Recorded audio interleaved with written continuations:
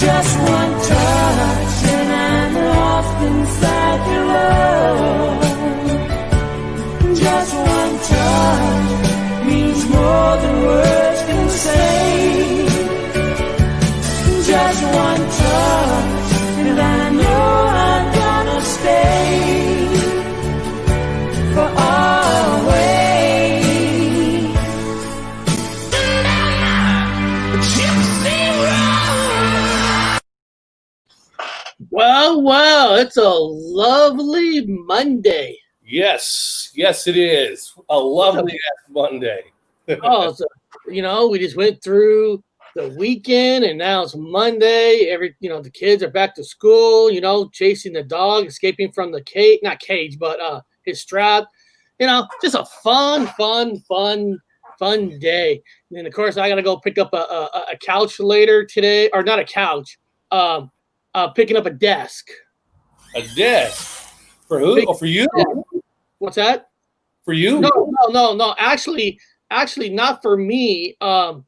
Since my wife's shifts, because of what's going on out there, half the time, she has to work from home, and half the time she goes in.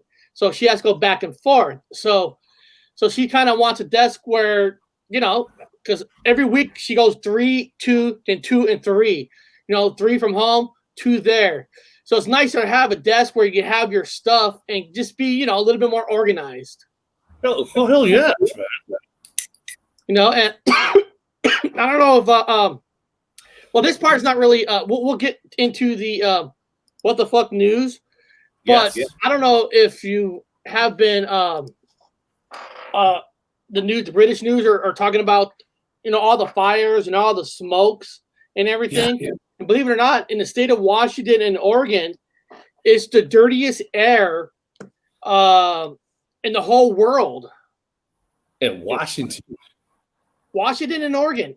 Our air here is even worse than California. I know. I'm trying to figure that out in a way because, we're from Fresno and any fires, any smoke gets trapped in the valley. Yeah. But for some reason, because we also got fires from Canada, so it's all over. But for some reason, Washington and Oregon's air is considered the dirtiest air in the world. So there was even on Friday, they not all schools like Federal Way, they even shut down online schooling and stuff because of how bad the air is. All the fires, dude. There's fires all over. Yeah, it's all over. Yeah, there's fires in California. There's fires all over Washington. There's fires in Montana. There's all the fucking West side is on fire. Yeah. Every year it's getting warmer and warmer longer. Well, this is it on the record. This is like the worst one ever because they never had them all on fire at the same time. And I know everywhere is bad. I'm not saying. I'm saying news for some reason. That's our cousin's son. For some reason, there's an air up here, and that's why my point was. I'm surprised that they don't consider the air in the valley bad because everything. If everybody lives in California, everybody knows the fog is the worst in the valley because the valley in California is surrounded by mountains. So when air and clouds get in, it stays. And it's just weird that up here in Portland is considered the worst air. And get this, there's another show, right? I'm not giving any show credits or nothing.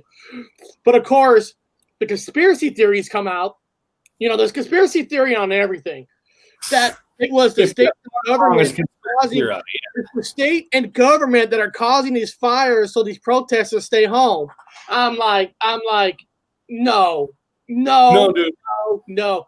No, I liked it when Richie from Boston, Eric, went down to L.A., filmed fucking Richie from Boston films fucking L.A. people, and there's a massive, like, where all the fires were, right? It was devastation. The dude's driving in his fucking truck like an idiot it is. And the destruction and everything. And then somebody from California writes something and says, dude, that's a fucking, that's a set. That's a movie set. You're cruising and talking about a movie set.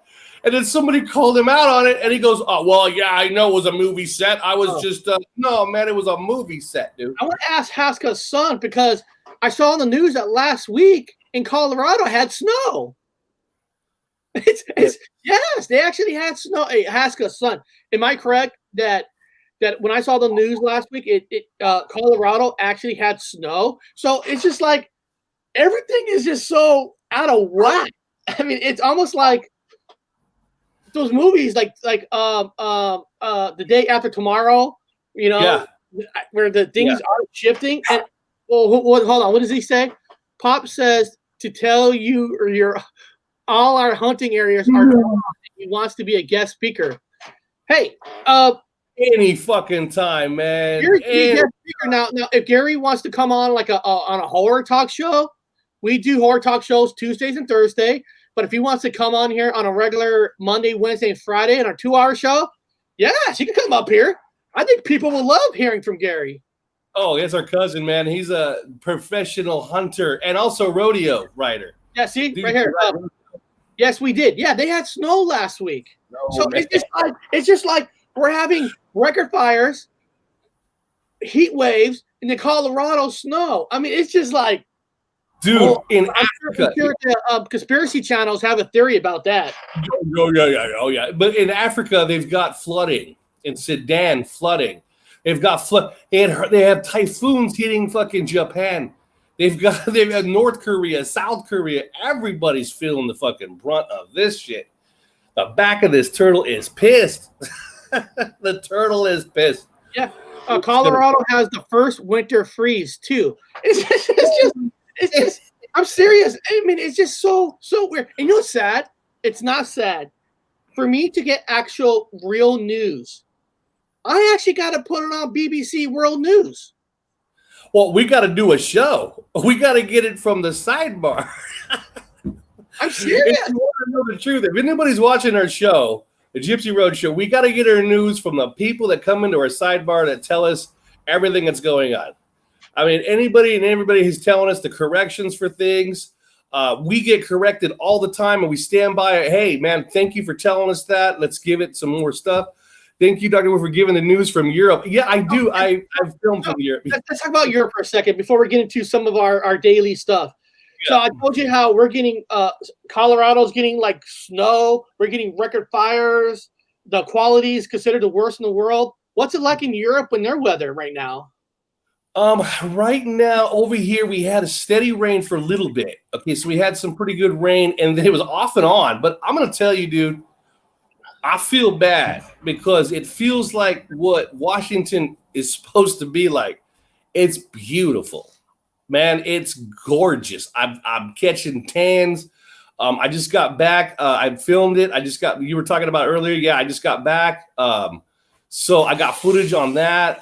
It's been beautiful. Did a little bit of overnighting. Oh my God, dude. I did some hobo fucking living for the weekend, and I've had a fantastic time. It's been no problems, man. It's been nothing, no problems here. Everywhere else, Italy's got fucking floods. Everyone's got floods. Everyone's under fucking water for this or that. You guys have got fires. The East Coast of the United States has got hurricanes coming in. There's been shit everywhere, but everywhere I go, dude, I have not yet experienced anything bad.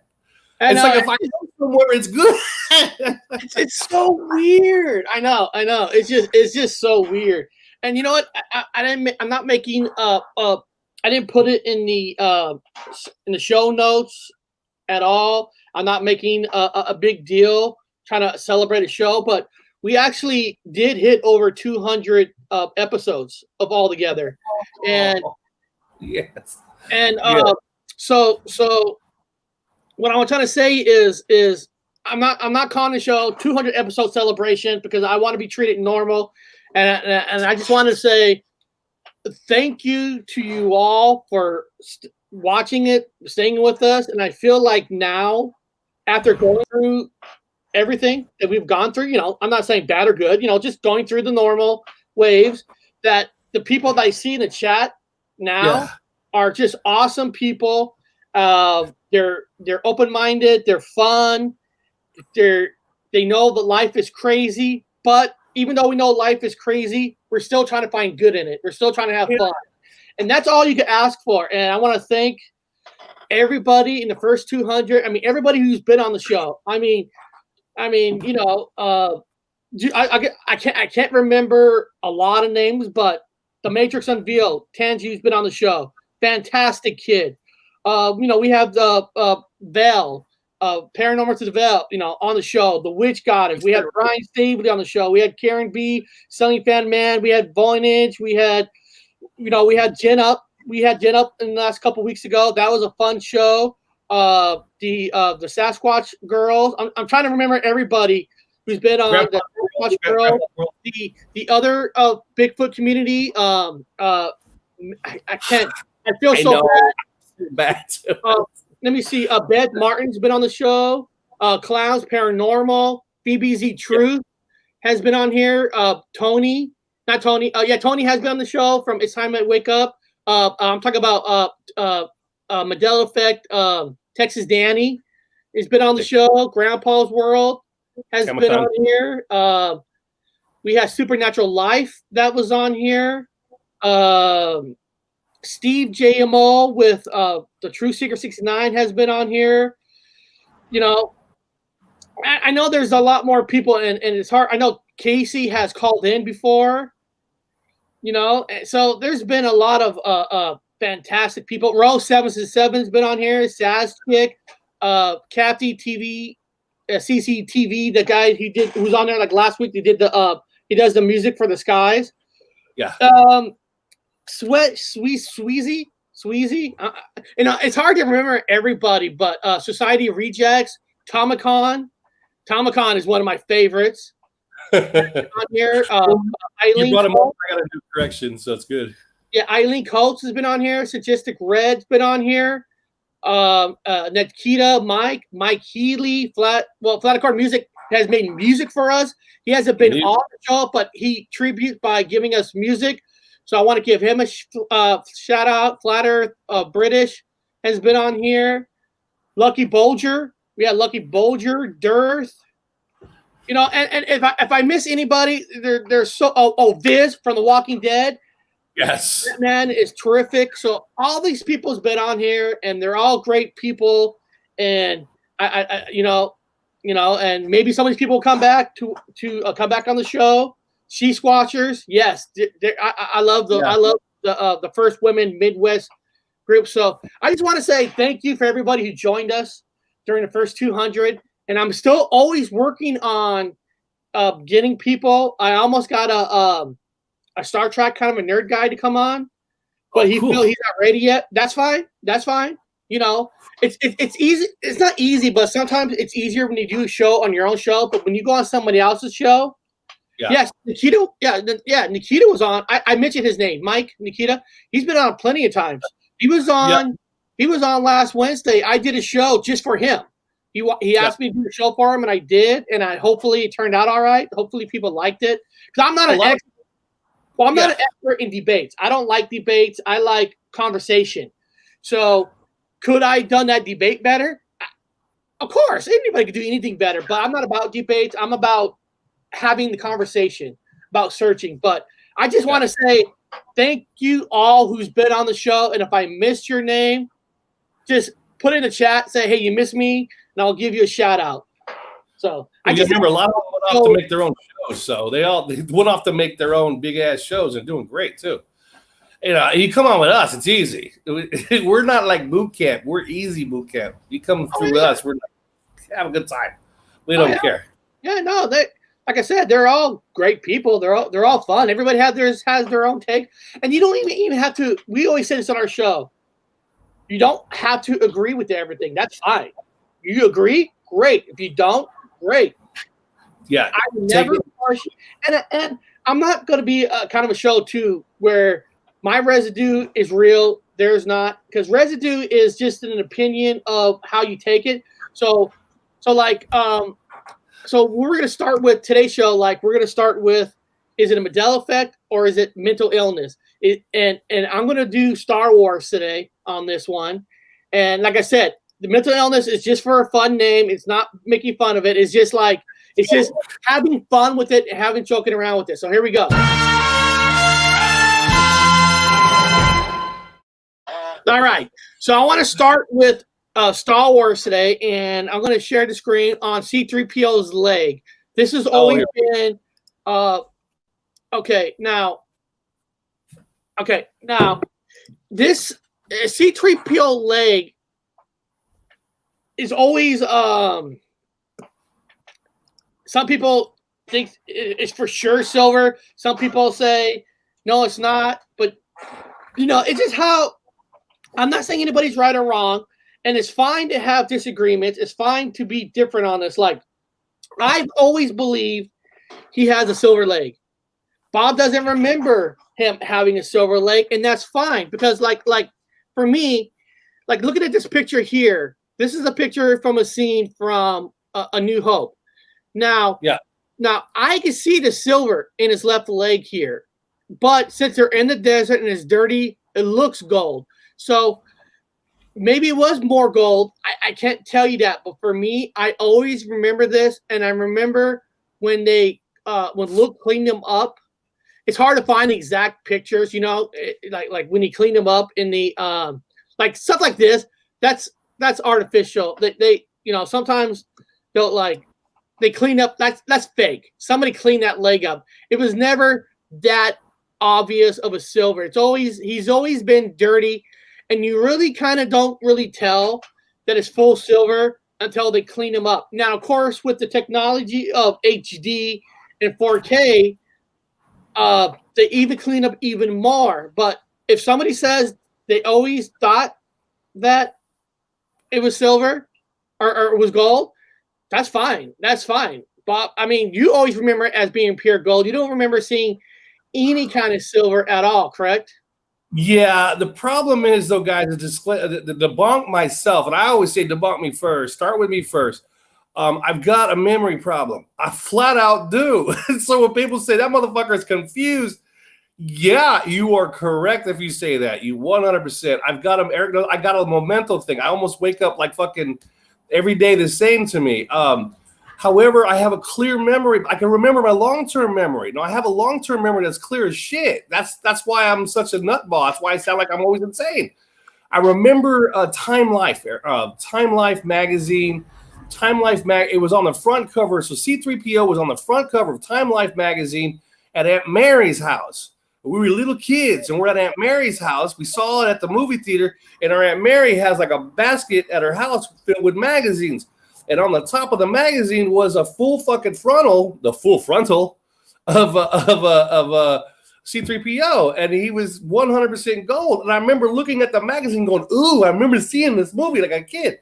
And I had all the pictures of all the fucking characters in the movie, and I remember it clear as I'm talking to Eric right now.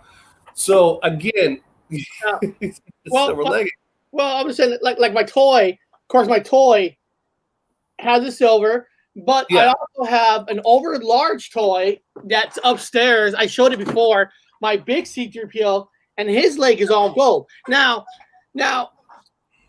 it could have been all gold, and then when George Lucas cleaned it for the first DVD release, I remember that. That's possible. But now I want to go into not from the silver leg. Now, first of all, people in the chat right now, I want you guys to say in there. Silver leg, is it a Mandela effect for you, or is it a mental illness for you where you thought that it was silver? Just for fun, guys. Like I said, this mental illness is not to make fun of anything, but since society makes fun of all of this, we're gonna have fun and make fun of it too. So I want to see people in the chat right now. Do you think it's Mandela effect, or is it mental illness? Ooh. Mental illness. Now, the reason why we keep rehashing silver 666 reverse Sumerian geometria. Yeah. Okay. Yeah. Effect. Okay, that's fine. That's fine. Gold. Okay. Captain Rankin. Mandela effect. Totally Mandela. That's fine. And here's another one. Now I'm doing a 2 Star Wars one on this one. I'm gonna do the one. Luke, I am your father. No. I'm your father. Now, on that one, in my mind, I've always remembered, I swear I heard Luke. I swear I heard Luke. Now, now the question is on this one, Bob. This is the reason I'm asking this one. Yeah. Anybody in the chat and Bob yourself, when you first heard that it's not Luke, it was your change. Do you remember what year that confused you on Luke or now? And there's a reason why I'm bringing this up. There's a reason why I'm bringing this up. It was 16 for me. Okay, 16. Yeah. Now, you always said, do your research and try to debunk yourself. And I do. And I did find something that maybe he really did say now. And I think he said Luke, because in 2007 is when, let me get this off. And like I said, I'm doing this for fun. I'm not trying to pull out residue to debunk it.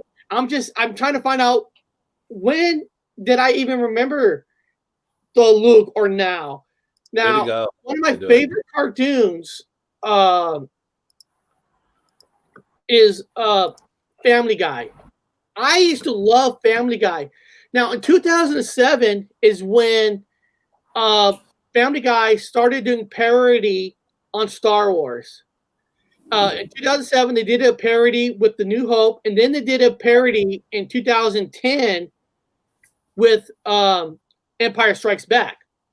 And in that parody, in 2010, he said, Luke, I'm your father. He said that right out loud. Now, I'm just asking, is it possible that I always thought it was Luke because I watched Family Guy, not even thinking about it, and I heard him say Luke? Could that be a possibility? It could be. I mean, I've never seen it. I've never seen the episode. Now, I remember, now, don't have to go too far. I sent you that, oh, you probably lost it, man. I sent you that exhibition now from Europe. Well, remember there was an exhibition, the exhibition was called Luke, I'm Your Father. And it was in Manchester, and it traveled all through England. And the exhibition was called Luke, I'm Your Father, and it was all about the Star Wars. It was an exhibition. Do you remember that one when I sent it to you? Yeah, I gotta find that. Yeah, I mean I don't know what smoking gun you can get more than that. Now, I can't believe that the fucking guy I'm a museum nerd. I worked in museums my whole life, archaeology, anthropology. And I've never, ever, ever met a museum guy that fucking didn't do his research, especially when he's got a PhD. So to actually have a title of Luke, I'm Your Father exhibition in fucking England is a major fuck up. I mean, there's residue. I don't want to use the word residue because anybody can make their residue work for them. But I mean, the actor who played the voice who played Darth Vader, he wasn't in the costume. Earl Jones, when he was rereading the script, he remembered the word Luke. So I mean, there's evidence on both sides that some people say that, because I heard this from other channels that, well, a lot of people at our age, I'm not saying we're old, but we all watched Family Guy 10 years ago, and we're remembering Luke from that. It could be not. I'm going to sit here and say, for me, it's always been Luke. And I'm always going to think it's going to be Luke. What did he say? Ryan Tremblay, well, my 3-year-old son heard it from the film and parroted it all the time. There you go. I mean, it is what it is. I'm not saying right or wrong, but I'm trying to figure out, is it really Luke, or did I hear this from somewhere else? And I'm just thinking, because I'm a huge Star Wars fan, guys. The first movie I ever saw on the big screen was Star Wars. Yeah. And when I saw Star Wars on the big screen, I was like, this is what the fucking movie theater's like? You get stuff like this? I mean, it was like, holy cow. No, a lot of you guys out there are like, well, why are you guys going over the little basic ones? Oh, like for the beginners. Well, there's no such thing as a beginner. There's no such thing as a fucking ender. There's nothinger. So we go through the ones that people, we want to know if the basic ones, because it's easy to misremember a lot of things. It's easy to do, and it depends. And we don't want to divide on both sides, because these are the ones that don't cause conflict. You understand that? And it's a nice one to have an even debate on.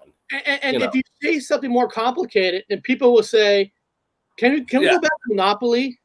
Now, guys, so Luke, I'm your father. Is that a Mandela effect for you guys, or is that a mental illness? I want to see in the chat. That's all this is. Yeah. Yeah. Here, only you knew was driving. Yeah. When you saw Star Wars on the big screen, you were like, oh, when I saw Star Wars, I was like 7 or 8 years old. Hold on. Let me think. Because it came out like in 77, but we didn't get to see it until like 78 or 78, 79. Because in those years, Star Wars on the big screen was out every single year. It wasn't like it's out for 3 months. It went to DVD, and it never goes back to the big screen. In the late 70s and the 80s, they actually play certain movies every single summer. So I was like 5 or 6 when I saw it, and I was just. Time. My dad took us to drive-ins because he could take.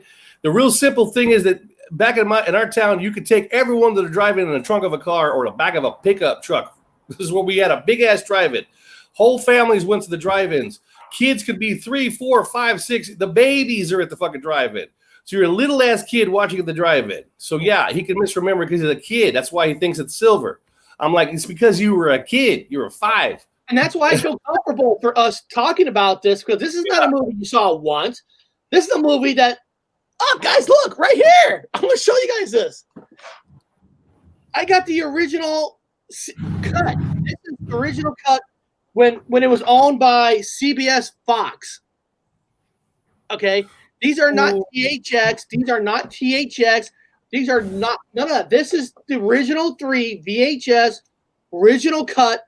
No THX, no nothing. When it was owned by CBS Fox, before it got sold off to Fox News, it was like, I'm not going to go through all the names, but, dude, I have these. I mean.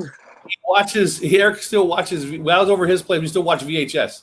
We still watch tapes. I watch tapes myself. I like tapes. I like tapes because you can't tamper with the tapes. I don't fuck with the CDs. I especially don't fuck with shit online. Everything online is a lie. This is why I love Flataccord Music. He wrote, I don't know. That's my official answer. I love the feelings, but I didn't notice one way or the other. And he's right, because I didn't even start hearing about the Luke or the leg until Bob mentioned it. You know, that never even crossed my mind. You know, it's not like I watch a movie and I stop at every scene and say, "Oh, did he really remember saying? Did he?" I remember hearing something else. Nobody really stopped during the early days, and stop and ask questions. Now you do, because now if you want to use awaken, I don't care. You're more acceptable now to, like, when somebody says, "What do you remember?" Now, with all the knowledge, all the things you have seen in life, now you can kind of like, well, I kind of remember this. And now you crisscross it with everybody else. Yeah, and I'm going to be honest with you guys. As an anthropologist doing my research, this is what I'm doing my research in right now. Hey, I got nothing else going on. I have found out that the Mandela Effect causes fights. It causes fights with people in the communities, whatever they have. They caught fights. I myself got into a heated argument with somebody else who has the effect and who remembers certain things. And then I said, well, that's not correct. For example, we talked about the Statue of Liberty, and they say, it was on Ellis Island. I said, yeah, it was on Ellis Island. Then they said, yeah. And they were talking more. I said, well, don't you remember the other hand? They go, what are you talking about? I said, it was in the other hand. The torch was in the other hand, and the book was in the right hand. And it was a book, and a book of law. This person says, you're fucking misremembering. I said, no, you're misremembering. 2 people with the fact were fighting. It's a fighting effect. I have found and I'm like, I'm not fighting with you about this. And there's no reason to, because everybody says that they remember different things, or there's things that you never even saw before. So it's like, well, Bob, that's great. I never really watched that movie. I've seen it once. I can't tell you. That's fine. I have created an argument on Reddit. There is a checkmating the queen, and checkmating the king argument on Reddit right now. I mean, they're fucking. These are people who claim to have the Mandela effect, and they're fighting each other over the fucking chess game. It has done nothing but divide everybody. It's what it's designed to do. Right. It's designed to make you fight. It's fun just to talk about it. You know, like I said, we remember a couple months ago, I watched You Were Down Here, and I watched Meatballs again. And out of nowhere, Bill Murray is wearing a brand new red shirt, number 13, during the Winning Dog contest. I remember him wearing a Hawaii shirt through the whole movie. Hawaii shirt, yeah. Hawaii shirt. You know, and some people, like you said, they're like, I remember one or two people say, "You're just absolutely crazy." Like you said, trying to start something. Like, dude, I'm just telling you what I think I remember. It's not meant to. I'm not, you know. And then you have another guy. There was another guy in the chat, like, "Well, Eric, where's your residue, dude? I'm just having a conversation. I'm not. I didn't make a show called Meatballs. Here's the change. You know." No. It's just you want me to make a fake picture and cover the number 13 shirt and put a Hawaii shirt and say, "Look, there's my residue." Woo! Yeah. In fact, Eric, that's why I was telling you before the show. Tom Khan, and maybe it's Mandela, told me a correction on our last show, and we're talking about how Jesus said, lay your enemies before me, kill your enemies before me. And I had to go do my own research in this book I got. Remember, it's a cool ass book. And I found out where the problem is. It's a major issue with the people that are believing or believe that the effects of the Bible, there's massive changes in there, and they're taking everything out of context. Now, I'm not saying it's changed. What I'm saying is it's causing fights.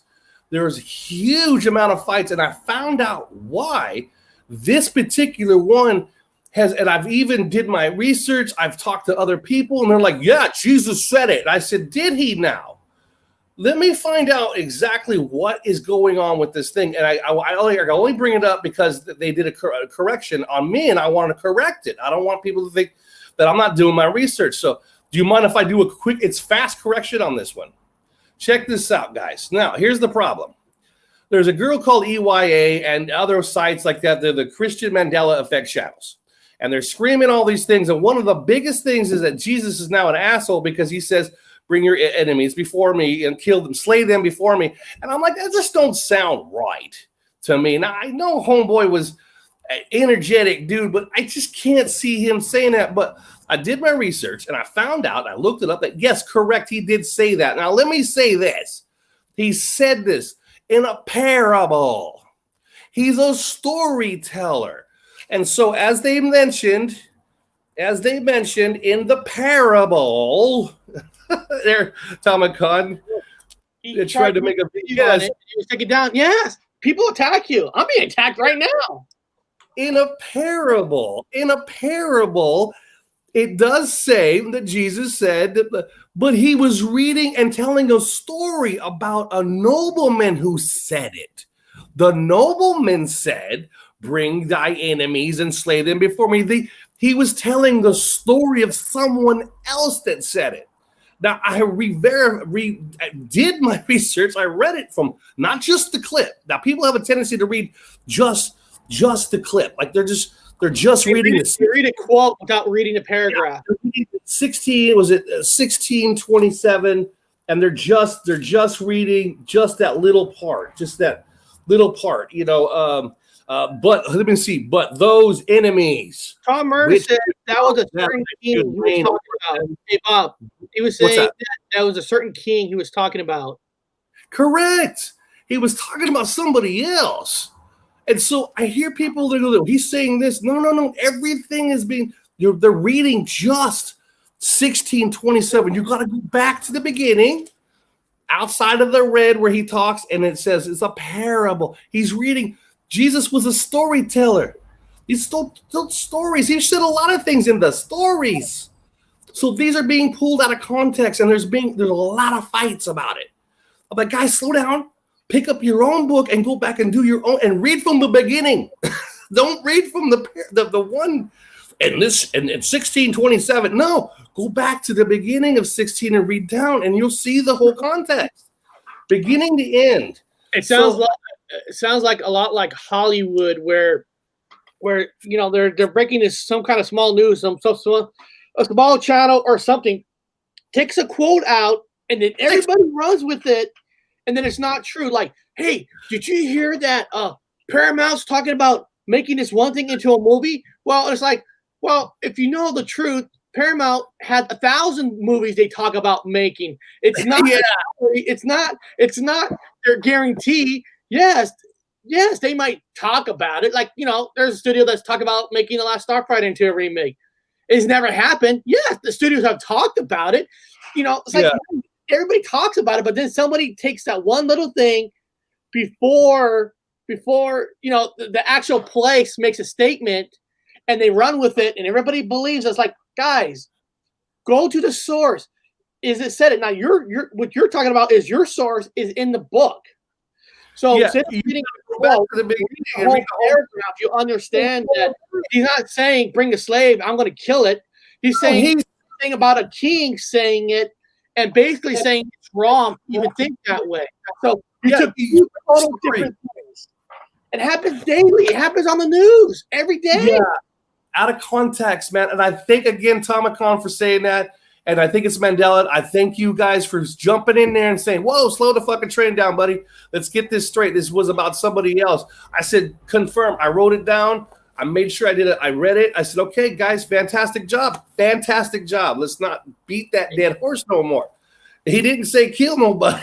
Good deal, man. Good deal. This is why we have these discussions, people. It don't matter what the effects are. We need to discuss them so people don't go around the wrong path. Yeah. Let me shout out Austin. If you're good, he was on my Instagram. He said he might be doing a live show today. Austin, if you're going to be doing a live show, post your thing in comment. Let people know that you're going to do a live show. You know what time you might be doing it. To go check out your channel. Put your channel in the link because I like what you do on your channel. So put your channel, put your link. I like what you do. Put it in there so people can see it. All right. Well, that was good for our good old. And now it's time for one of my most favorite new segment of this show. It's time for.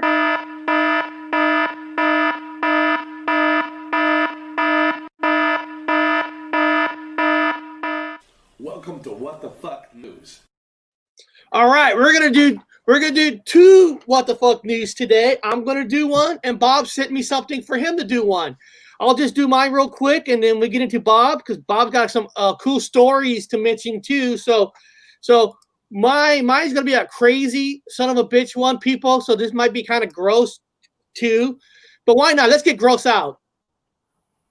Okay, now crazy, creepiest stories you ever read. Okay, now, what happened to it? Where is it? Okay, now I'm not trying to gross anybody out here, but this really happened. Okay. A woman bites into a sandwich and discovers a live snail in it. Oh, they're good. Yes, escargot is delicious and all, but not when it's wiggling inside a chicken tikka sandwich from a Tesco grocery store. It was a Hannah Scott who made this disgusting discovery when innocently eating her lunch one day. I took a bite out of a sandwich and I felt something hard and I thought that's not so. I spat it out, not knowing that it was, she said. But seconds later, she realized she had chomped on a live snail. I just started at the snail, wondering if it was dead or alive when it started moving. I thought, right, that's it. I need to get this sorted. She contacted the supermarket gang to complain, but was only compensated $40. To no surprise, Scott is pretty upset with the company right now, and frankly, who don't blame her on it? Well, now, first of all, $40, my opinion, is fine. Because for one thing, I'm not telling people to eat a snail. But technically, if you eat a snail, it is protein. It's not bad for you. Some countries do eat protein. So it's not like you're eating a piece of turd or you're eating somebody's finger. It is a snail. And since you took it out of the store and you came back and told them about it, can a store really say it's true? Now, I'm taking your word for it and saying, okay, you found the snail in it. But all I know is you could have technically put the snail in and told the store. Now, if you ate it right outside the store and other people seen it, then yeah, I mean, I the store should give her maybe like a free month of a sandwich every day. But Bob, what do you think about eating snail? I'm not gonna lie to you guys, man. I was in Paris and I had myself the garçon come over and brought me some escargots, and they were in the shell, and they used an olive. It was olive and garlic oil into the shells, and man, I couldn't get enough of them. I've never eaten anything like this, and I was like, they are freaking delicious, man. With the garlic olive oil and the bits of garlic on it, and it was the sea salts and all that, and the peppers and the spice. Oh my god, dude! I couldn't. They were expensive though, but you only had a little bit, man. They're delicious, dude. That's no different than you and I. This is hilarious, guys. Eric and I went down to have oyster shooters when we first got to Seattle. We moved there together. Eric says the first thing we got to do is go get some oyster shooters. You remember that? Yep. Okay, good. We have different memories all the time. That's right. Eric and I have different memories. So anyway, Eric and I went down to get oyster shooters, and we were shooting oyster shooters. There's oysters floating in shot glasses with Eric, what was a beer and then Tabasco or some weird mixture. It was like a weird mixture in the shot glasses. You'd shoot oysters. So we're shooting oyster shooters, and then much later, Eric found out that he was allergic to shellfish. You were allergic to shellfish. Yeah. And so we were going down there for oyster shooters, and I go, Eric, you're allergic to what? You could have died, man. We didn't know that. But it reminds me of oysters. It doesn't have the seafood portion, but it's more of a thicker texture. Some people can't handle the crunchy texture. I don't want to go into details. And apparently, I'm a level 2 on shrimp, but I still eat shrimp. I mean, nothing really has happened, but I mean, I guess I should stop. But I'll go into just one more of a bug in a food, and then we'll go into yours because I don't want. There's 12 of these, but I'll just do 2 of these. This one, I don't know. Okay, this one says, "Woman finds a worm in her McChicken sandwich." You might want to think twice before pulling up to the fast food window after hearing this disgusting tale. Joyce Fed made an alarming discovery at a McDonald's restaurant in Jacksonville. Well, that's a problem. You're in Jacksonville. When she found not 1, but 2 wiggling worms in her McChicken. I went to the drive-thru and ordered 2 chicken sandwiches for my kids. When I bit into something, Fred said, "I taste something." Took it out my mouth. Now they took a picture of this. Now, I'm not an expert, Bob. I'm not an expert, but if you I don't know how they cook their McChickens. I don't know if they like bake it or microwave it or they fry it. But if you fry a McChicken, shouldn't that worm looks too pink? Wouldn't that worm be a little bit more cooked, or is that what a worm looks like when it's cooked? It's an old college kid trick. When you're broke, man. You're broke, right? You got enough money for it. Yeah, you're broke. It looks too cooked. It is. It looks too white. It looks too fresh. Yeah, you got enough money for a meal, so you go in and you do the old "there's a bug in my fucking food" kind of a trick. Then they give you a set of coupons for another couple of if you become irate, like you're gonna sue, if you're screaming at the manager and everybody's watching, you're playing the part well enough, they will give you a shitload of fucking food. They'll give you coupons for another couple of days worth of food just to shut your ass up. Now, Tomicon, I got a bone and another time a cow tooth from McDonald's. Yes. Now that I've heard. No, I've heard. Like sometimes I've been into a chicken nugget, and there was a bone inside the chicken nugget. A cow tooth, man. There's no teeth in cows. It's like an udders thingy. What? The hell do you? Now I'll believe him. I'll believe Tomicon. Guys, I believe him. He's on my list of people that are good. What, man? What did you get, a cud? And you got like a cud? Oh, you know what this picture reminds me of? Hold on. Let me pull up something real quick. This does remind me of something. I think Tomicon was dressed as the Crow. He was dressed as a mod. He was like, back in the day, we called them mods or modern mods.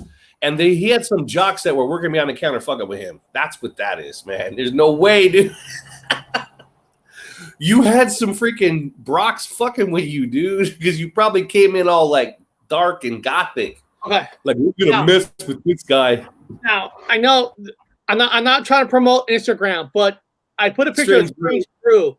What did they do in Strange Brew to get something free? Does anybody in the chat remember in Strange Brew on what did they do to try to get something free? I want to see if somebody in the chat gets this. Strange Brew is a movie about two Canadians, two crazy ass Canadians. I love this movie. I love this movie. I'm gonna grab a toke. Okay, what Tomicon? Am I speaking this right? Okay, I'm gonna grab a toke. Anybody in the chat? Anybody knows? Remember in the movie Strange Brew what these two guys did? Come on, I got it. I'll give everybody a secret. Let me got a toke. What the actors are. Maybe that will. I can't remember. It's a guy from one guy's from that. Honey, I Shrunk the Kids.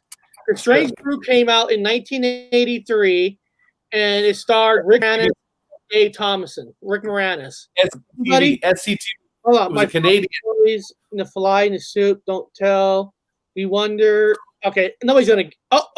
Did he get it? Hold on. We found that there's a mouse in here, Bob. Yes. They wanted free beer. So what they did was they put a mouse in the bottle and they drove up to the beer factory trying to hopefully to get beer. We got a mouse in our beer, eh? We found it. Hoser. We were drinking some beers, eh? And there was a mouse in it. They show up to the beer factory with like an empty 12-pack of beer, and one of them had a mouse. I heard if we got a mouse in a beer, we get free beer, eh? There was a scam to get free beer. Do you remember this picture, Bob? You remember what this movie is? What's that one? Now, you guys better thumb him up because he keeps showing these every show. So what is it? I can't tell what that is. Mystery that looks Man. Like Mystery Man. I wrote that before Umbrella Academy, before The Boys, before Doom Patrol, you actually have Mystery Men before all those. Yeah. And then since Comic-Con is in the Comic-Con is actually in the chat, I want to show him a nice picture of him on the top left. He looks good as a Star Trekkie, doesn't he? No, is he supposed to be Vulcan? He looks Vulcan. No, you're actually technically in the Vulcan outfit. You're supposed to be the Vulcan. Okay, and so I'm behind you is Michael Jackson. Of course, we got Tom Cruise with us. We got The Matrix Unveiled, and then you also have David Bowie in there. See, David Bowie's actually Star Trek. David Bowie, yeah. Oh yeah, he's a mysterious one, isn't he? Got a lot of weird things going on. Oh, the dog's getting crazy. Here, you're Chewbacca. I look like Chewbacca. I feel like Chewbacca. It was funny. I was wondering if I put Bob's face over Chewbacca, do I have to put more hair on your face? And you look perfect. Yeah, I'd be Chewbacca. I'd definitely be Chewbacca. Yeah, I like Chewbacca. He's my favorite character. He's the oldest, by the way. He's like, 300 years old, I think he is. I think I'm 1,000, a millions, thousands, a thousands plus a millions. Aren't we all? And here in the Road Warrior, I know you can't really see it, but Comic-Con, you're also in the back here. You got Bob chained up. You got Bob and Tom Cruise chained up. Oh, we go. Here we go. Comic-Con is about to hurt you. Yes, very good. And then, of course, our wonderful presidential candidates. Yes, please vote.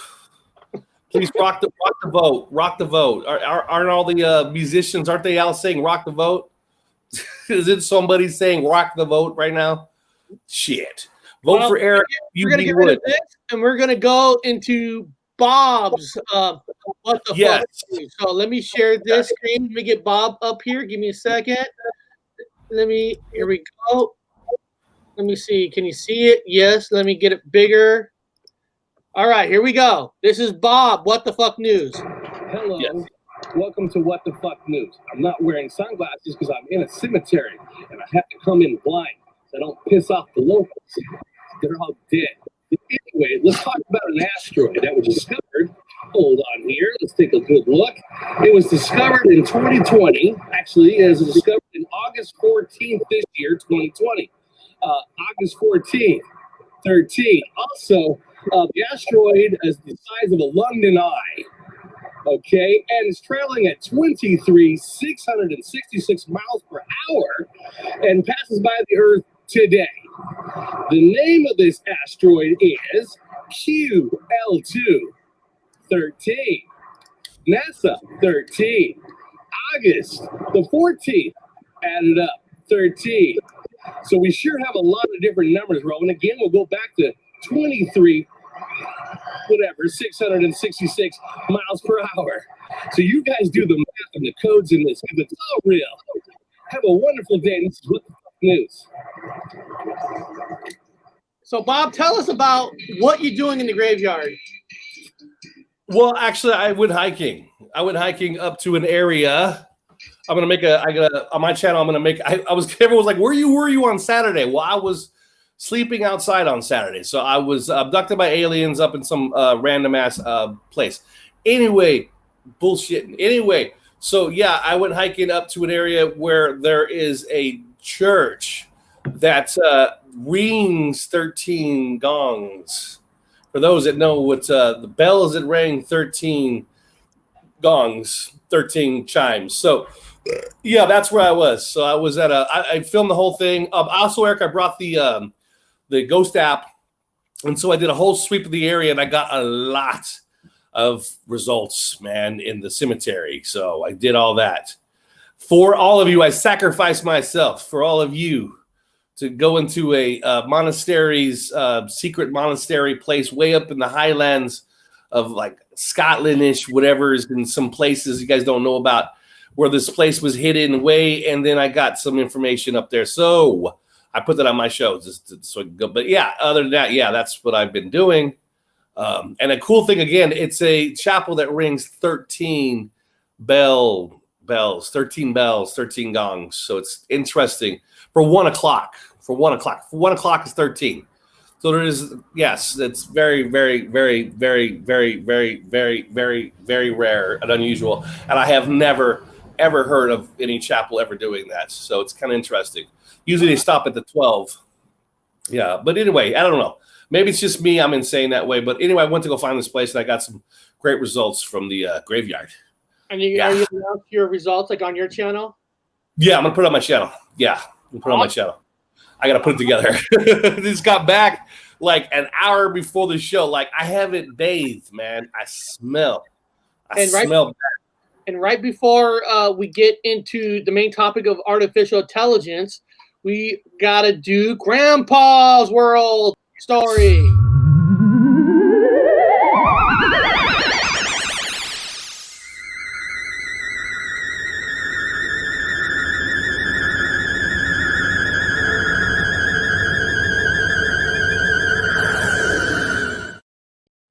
All right, stories from Grandpa's World. And I'm going to pull him up in a second. Let me put his link because Grandpa deserves everybody's support because he's an awesome guy.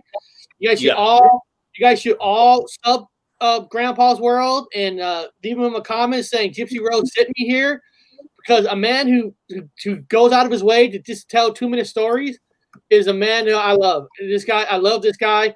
You're never too old, too young to say stories, and that's what I love. So the story today is going to be his latest one called Paul Was Practicing Astral Projection when the aliens abducted his family. Whoa.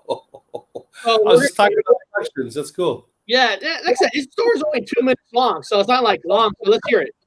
Hey, welcome to Grandpa's World. Welcome to Grandpa's Life. Today we're going to talk about Paul, he was 8 years old when he and his family were abducted by aliens. He believed that he was able to astral project when he could not stay asleep. Somehow he says that aliens were able to paralyze him just as he would be astral projecting, and would paralyze him once they had Paul. They were able to easily abduct the rest of the family. He remembers the looks of the elder aliens. When their eyebrows went up, it meant they were fascinated. While Paul was in a paralyzed state, they would show him what they were doing. As they examined each of Paul's family, they told Paul that the children were taken to a remote desert planet. These children thought they were on a carnival ride, but in actuality, they were being studied for their space-time gravitational awareness. That's a mouthful.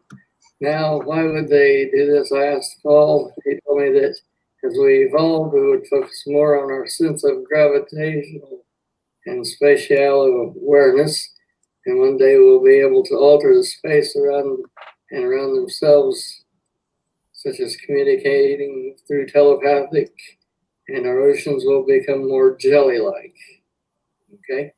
The elders would be telling Paul that one day we will realize that E equals MC squared is missing volume and geometry, and that the chemical and statistical probability of the mass as an entirety relates to the energy in a constant. Okay, and our superconductors are really way too big. Now that's it for Grandpa's World today. We'll catch you later. Don't forget to hit the like button, subscribe button, and all that good stuff. Have a good one.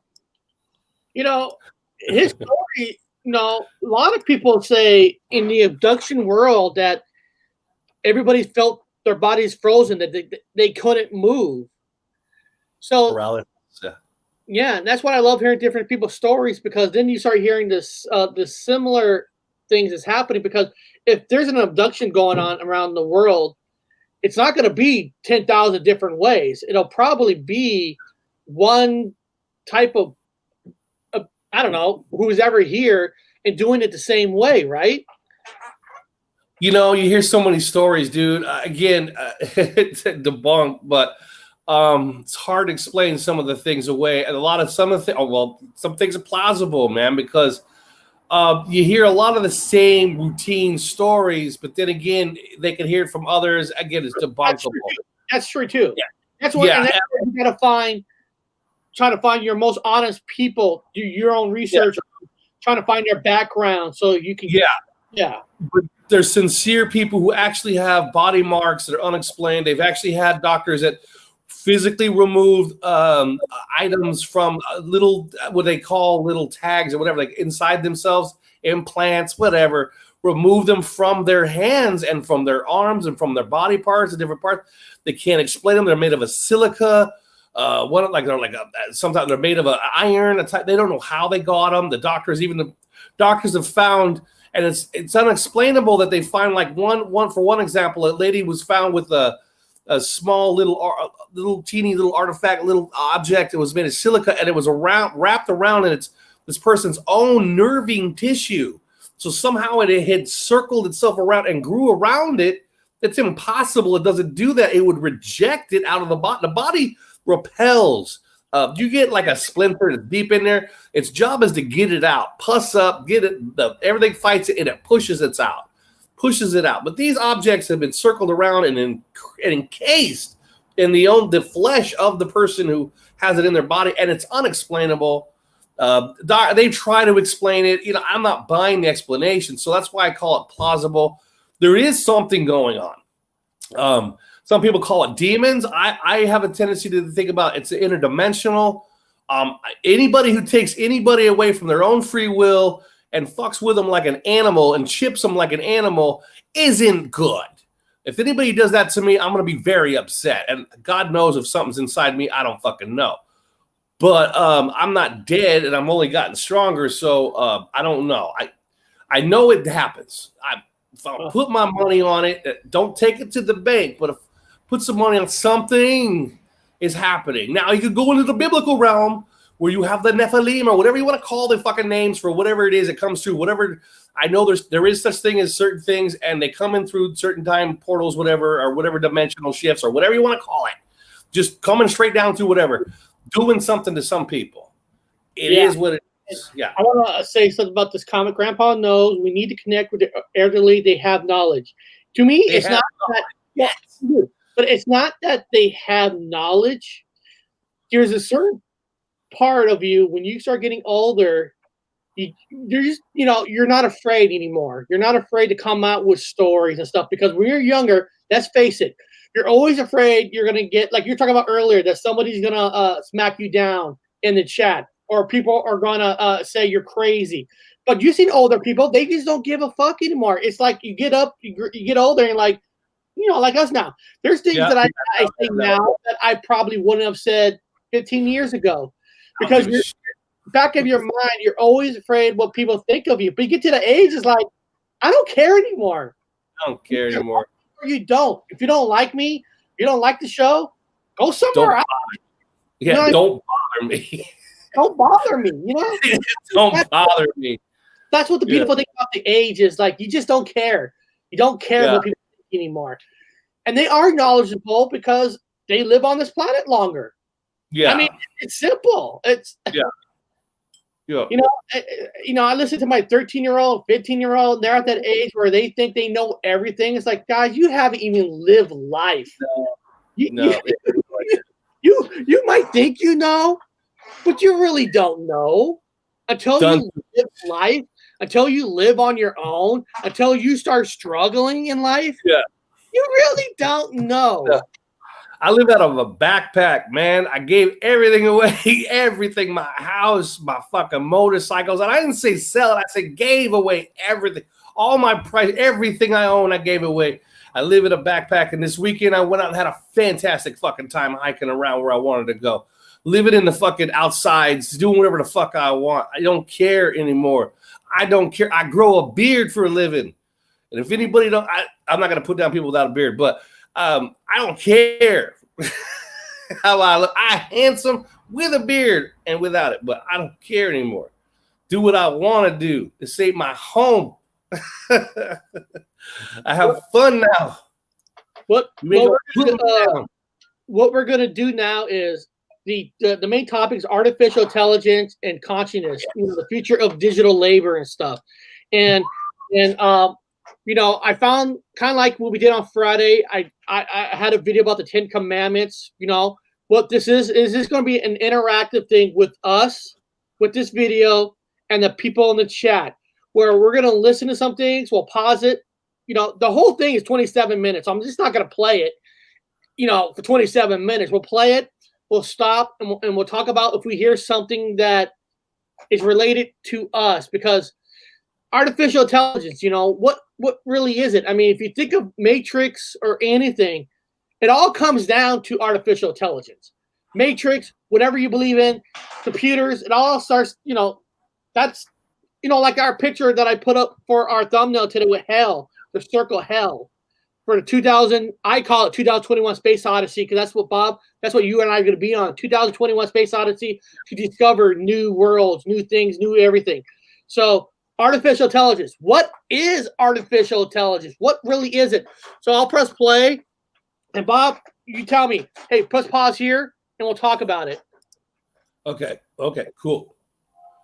In 1965, the mathematician I.J. Good coined the term intelligence explosion. It describes a scenario in which a self-learning artificial intelligence enters a rapidly accelerating improvement cycle, whereby it quickly comes to exceed some or even all human capacities of intelligence. Today, philosophers like Nick Bostrom warn that the dawn of superintelligence is coming, and that while it may offer solutions to many of the world's problems, unless it is conceived with great forethought and wisdom, it may also pose serious existential risks to our species, this planet, and beyond. And I think in movies and stuff, we kind of seen that theory out on certain movies. I mean, if you want to go with Terminator, it's about them putting all their faith into a computer system to run everything, and they got smarter than man, and then learned that, well, the real evil is not us; it's actually men. Men are the real evil for the destruction. So I don't really hear anything out of the ordinary, and like I said, we've seen some of this in movies. I mean, we're machines, so we're the same. We're organic machines, and they always say the reason why artificial intelligence can't go too far is because they don't have a soul. They don't have a soul. Well, I've met people without souls too recently, so I don't know. Walking machines, AI machines that went human. They finally made themselves human. I don't know. And some people think the great aliens are AI from the future, and that could be true. Organic, yeah. It's just a failure. There's a subject that I don't really ever talk about. I never talk about it because I don't believe all the conspiracy that's around it. If you think about the 9/11 attacks, I'm not a full believer on the government did it, but I guess I could believe it more if somebody said, what if it was, because I heard this on one other channel, what if it was AI that technically took over the planes and kind of made these things do it? It's the beginning of the world attacks, because how do you attack the world? By attacking the a digital money system. That's why I called the show The Future of Digital Labor, because it blew up where you do most of your trading and all that. So it was strategic. Maybe AI has been attacking us, but not in ways that we think. Because a lot of people think big matrix, big, this, but maybe because it just happened on Friday, it was the 19th anniversary. Maybe it was done by AI. I'm willing to accept that than to believe that our government is smart enough to pull stuff off like that, where Democrats and Republicans can't even work together to do anything. So can't do that. They can't pull it off. Let's hear some more. In Bostrom's vivid example, a rogue superintelligence channels every available resource towards its goal, which may be as arbitrary as maximizing its production of paperclips. There may be very little we could do to stop such a rogue superintelligence as it proceeds to convert first this planet and later the entire solar system into trillions upon trillions of useless paperclips.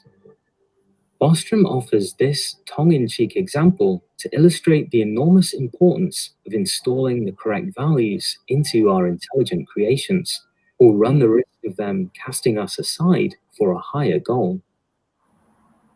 Today, many AI researchers believe that it is only a matter of time. Matter of time. Hold on. I saw something it's hard to watch and try to see if somebody in the chat sees something. What did Tamacon say? If we were gods, we wouldn't need to go toilet. Yes, sir. Why? Yeah. I'm with you. Yeah, I enjoy taking a nice, healthy shit. I don't know about an AI. The problem I have with AIs is they need maintenance. They have gaskets, they have moving parts, they have sprockets and tockets and fucking nisses and nesses. They require fucking fluids, they require oils, they require lubricants, they require everything. They require fuel. You can't tell me they're going to have all this stuff in the future, as Elon fucking whatever is going to say. They're going to have the ability to take care of themselves. No, they won't ever have the ability to take care of themselves. They'll be like children. They can never, ever. They can think, no, man, everything breaks down. And every product within each thing has a timeline of where it breaks down. It oxidizes. Oxygen destroys everything. Acid destroys everything. Salt destroys everything. Everything is eventually broken down. Yes. And AI needs a lot of power, right? A lot of power. So technically, just pull the plug. Yeah, you pull the plug. It's as strong, as powerful as it is. I mean, unless you're doing the Matrix movie where humans are the batteries. I mean, or heat actually breaks things down. Continuous heat will break things down also. Well, then you got cold fusion. Well, then the cold will break it down. There's always a material that has a short lifespan within something that has a long lifespan. So you can have something that this lasts forever. This is a tungsten that lasts forever, but it requires a silica top, which is not going to last forever. It's going to with certain heat and temperatures. It's 1,000 things, man.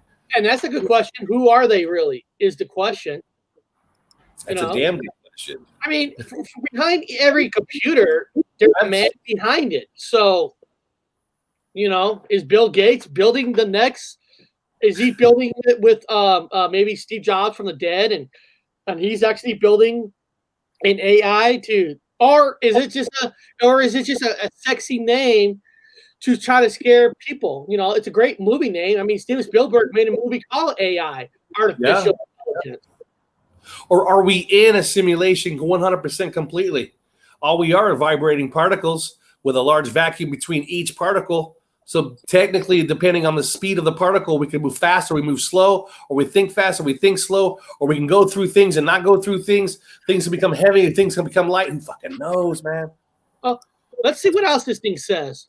Perhaps mere decades before superintelligence becomes a reality, and we humans are forced to share this planet with intelligences vastly superior to our own. The dawn of superintelligence has been likened to an alien presence known to be already en route to our planet. You hear that? So we got aliens already en route. I'm here. I mean, I came from Sagittarius Arm, but Orion Spur, I don't know. It's just, I'm throwing that at you guys. I don't know. Yeah, there's aliens en route here.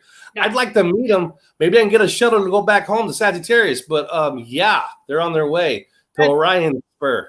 And for everybody, I'm not going to play, of course, the whole 27-minute documentary, but this documentary, if you do care, it is in my description. It is in my description, or I mean, I guess you could go. Hold on. I'm thumbing a ride back home. You're thumbing a ride back home? I want to go back to Sagittarius, man. I had a yellow sun. I don't like this fucking white sun. Any aliens, give me a ride, man. I thumbed it all weekend. I can thumb it back to Sagittarius, man. I don't know how to get out of this dome thingy, but I figure it's interdimensional. I did build a time machine, though. Where the hell's my You guys want to see the documentary on your own? It's in my description, or I do drop these on my other channel, The Matrix Eyes, just to make sure that there's not I do this so I'll make sure there's not a strike with it, or it's a video that will stop the show. So I test these videos out on my other channel first, just so everybody knows. That's why I'm not afraid to play this, because it's acceptable to be played. So here we go. Let me go. So here we go. And one that we as a civilization are so far failing to prepare for, or even to take seriously. Well, it's not about being prepared for it. But I mean, because first of all, I mean, how do you even prepare for it even in the first place? I mean, you got life that goes on every day. You got your kids, you got to work, you got a job. It's almost impossible to even prepare. And how do you prepare? Do you prepare by having glasses of water with you to throw at machines if it starts coming after you? I mean, we got Tom DeLonge, and we got Elon Musk, so we'll be okay. Yeah, we got Elon Musk and Bob. We got the great Tom Hanks. Tom Hanks always has. We got Tom DeLonge, Tom Hanks, and Elon Musk. Fuck, it's easy. Bill Gates, shit. Bring on AI. I'll outplay me. Various categories of superintelligence, which Bostrom and others believe may be on the horizon. They include question-answering oracles, problem-solving genies, and more autonomous sovereigns with open-ended and long-term goals. It is an open question whether or not any of these superintelligences will have true consciousness. If an AI were to attain an integrated consciousness, its perceived reality and modes of cognition may be radically alien to minds like ours. And yet this singular criteria of consciousness would distinguish these entities from objects and tools to centers of real moral and ethical concern. With access to a vast state space of conscious experiences, a burgeoning conscious superintelligence may quickly arrive at fundamental truths about consciousness and reality. Let me ask this. Let me ask this real quick. me ask this real quick. Because now, if AI, artificial intelligence, is coming from another being, to me, that just means that they have better technology where the robots are more, not sensitive, but they're more programmed to look like they're more sensitive to be able to do more things than we think. Now, if it, I'm not religious, but if you're in the religious world, this has to be fully false for you because to have intelligence, you got to have a soul. In the Bob, correct me if I'm wrong in this, but in the Bible world, it's all about having the soul. And if you don't have a soul, you're not technically intelligent. You're just programmed to be whatever somebody's programmed you to think. Correct? Am I off? You're just gonna function. Your job is to function. Yeah, you function. Yeah, it's like the lizard brain in our brain. Like big ass, huge lizard brains we all have now. We're all fucking lizards anyway. Big ass lizard brain. It's a fight or flight. So it'd be a function that would be fight or flight. That's all it would do. It would fight or flight. Fight or flight. It's all it would do. It would shit, consume, fight or flight. It would be nothing. There's no love. There's no emotion. It'll take care of the garden. It'll take care of its it'll keep itself restored, restoration. It'll keep its fuel. It'll work on itself constantly. Self-preservation. And humans would come along. If humans were there, they would have to eliminate humans because we're going to interfere with number one law, which would be self-preservation. If any AI ever got to the point where it is what it is, it would need self-preservation to get there first. That's what fight or flight is. That's why people are racist. It's not that they're racist. Their instincts to say, I'm going to run away from this enemy or I'm going to approach this enemy until I find out this enemy is not, in fact, an enemy, but a colleague that can help me with my resources, or I help them with their resources as a camaraderie. Other than that, it's fight or flight. So an alien like that or an AI like that, to humans, it's fight or flight. Would pretty much wipe us fuck out. Unless we could, like Tomicon was talking about, unless we provide a service like power source. This is what he wrote. He wrote, God formed man from the dust of the ground, breathed the breath of life into his nostrils, and a man became a living soul. We are souls. Yeah. I found that out today in the graveyard. I saw that in this graveyard today. It's kind of neat. Yeah. So it'd be a fight or flight situation for them, or for us. It'd be like the movie Terminator, you know. We would inevitably be bad. There's just nothing. We're a virus on the planet, and so that would be the resources to keep them going. We would use all the silica. What if? Okay, now, I'm not saying this to sound like I'm joking around or a sexual fantasy or something, but if you could create a machine that looks like a human, that the skin feels real, but it is purely programmed, and just say you had sexual affairs with the machine, and it feels the same as a regular human. In a lot of ways, you might minus out men and women in the future, because if a lot of problems people have fighting because they can't get along, but if you program to think the way you want, and that's going to be your new weird. I know this sounds weird. New sexual. You ain't gonna propagate. You ain't gonna have kids because you're gonna be in love with the machine. Remember the movie Her? I don't know if you've seen it, Bob. The movie Her. Yeah. It stars that Phoenix, Walking Phoenix. Yeah, it's another truth drop movie. Yeah, it's another truth drop. But he fell in love with the voice. But you add that. Remember, and there's a scene where they brought in a prostitute in a way to pretend it's her. But if you did that with the machine and all that, you probably cut down population using this. It's called porno. Yeah, it's program. Well, if I were an AI and I wanted to thin out the population, number one, I would have porno accessible. Now, for me, and I'm going to call this a changed. I don't like the word, man. It's a changed effect, and I know certain algorithms, and I've always checked the internet for most of these things.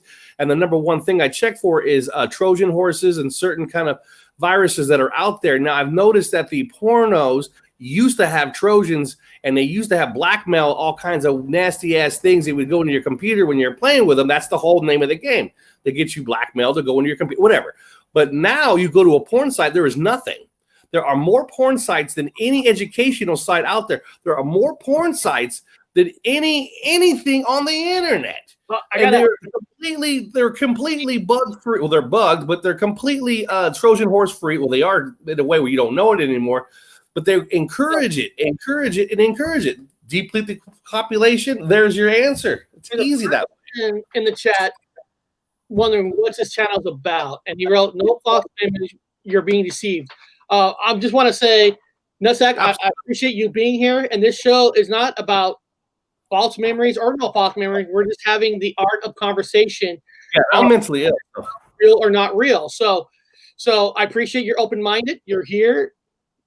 People might be being deceived. We don't know. That's why we're having this discussion.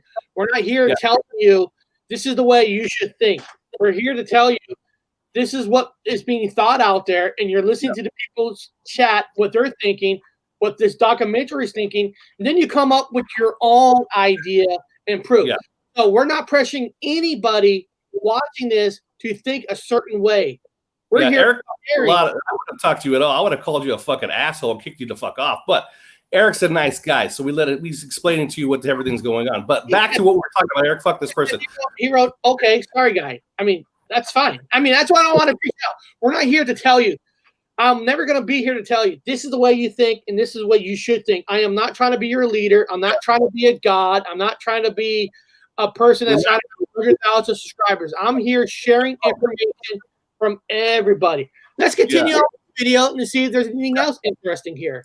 That have eluded most, if not all, human minds in history. But could an AI ever really become conscious?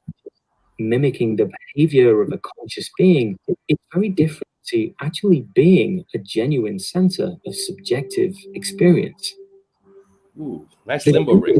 Consensus around the possibility of conscious. I mean, that's kind of fair. I mean, he's saying that how close can they really get? I mean, I guess it depends on how much programs they get, right? If you can't, I mean, I don't even know about the whole definition of souls myself, but don't say. Okay, yeah, nobody needs to fight in the chat. Don't do it. We're all good here. We're all friends. Okay, let's all have thumbs up, people. Let's all support each other. No fights in this channel. That belongs to other channels. Okay. Anyway, who cares? Yeah. Now, so Eric, it's like the new D-Wave thing, Eric. They have the they actually froze a particle, and every particle has an antiparticle that goes with it. So the antiparticle is supposed to go through. It has no laws. It applies. There's no gravity. There's nothing to it. There's no laws. So it's supposed to be pulling things from other different dimensions, and so it's giving the computer the ability to think beyond itself. And that's what they're telling you right now. So this is the concept we're moving towards for artificial intelligence. Yeah, I like his comment. I actually like this Comic-Con's comment. I never liked cereal, but I told my parents to get them so I could get the dumb product. And that's a trick that they did. We all did. Dude, Cracker Jack box. Let's be honest. Why did we buy the Cracker Jack box? Because every time you bought a Cracker Jack box, I'm always pissed off because there's not enough peanuts in there. I only like the peanuts. It's always on the bottom. But you bought it because at the time, they used to have some cool prizes. Not like now. They put little stupid papers in them. But I like Cracker Jacks. You know what? I won't eat Cracker Jacks anymore because the last time I ate it, it cracked my tooth. And it cost me a lot of money.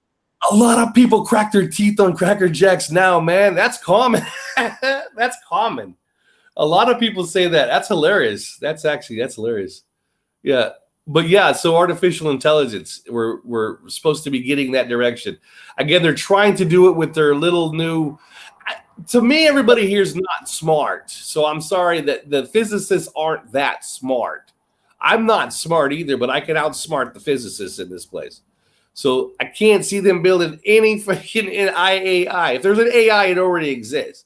And it's already where we're at now in a big-ass simulation video game or a comic book. So this is kind of fun, though. This is their idea. Yeah. So let me go back to the video. AI comes from the fact that consciousness itself continues to pose a profound mystery to scientists and philosophers alike. no general agreement currently exists around what consciousness is or how our brains come to acquire it. One divisive issue debated by academics is whether computation is an adequate medium for consciousness. The essentially representational language which computers are based in, some argue, may no more be able to simulate conscious experiences than we could drink coffee out of a picture of a mug. Hey, that would be cool, right? If I can, Yeah.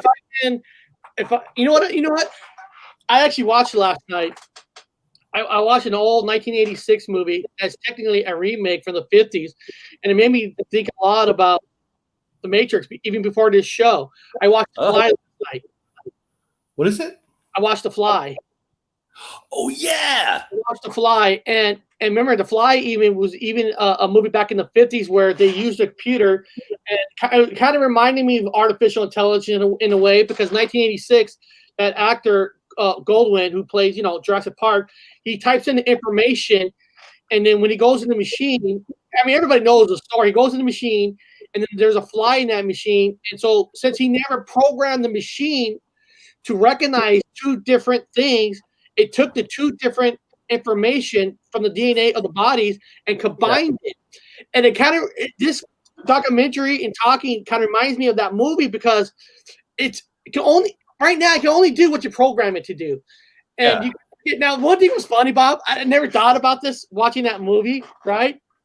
When he puts a baboon in one of the machines, and the first time he did it, the baboon just blows up or dies, right? And then later on, he did it again with a second baboon, and I'm thinking to myself, can we just buy baboons? Did he borrow the baboons? Does he have to tell the people that, hey, this baboon's dead? I mean, it's like he didn't care about the baboon. He cared about the experiment didn't go through. I'm off subject. It's like Star Trek. It's the machine in Star Trek. Beam me up, Scotty. It's the transporter in Star Trek. So it rearranges your atoms and then rearranges them back again. So it's the same thing with the fly concept with that. But he just took basically breaks down your particles and then rearranges them back to 100% the way they're supposed to be. But in this case, he splices them with a fucking fly. Or no, a fly gets in it. That's right. He's trying to transport himself from one. And it wasn't turning into a fly. He was making the first transporter. So like a Star Trek transporter from this one to this one.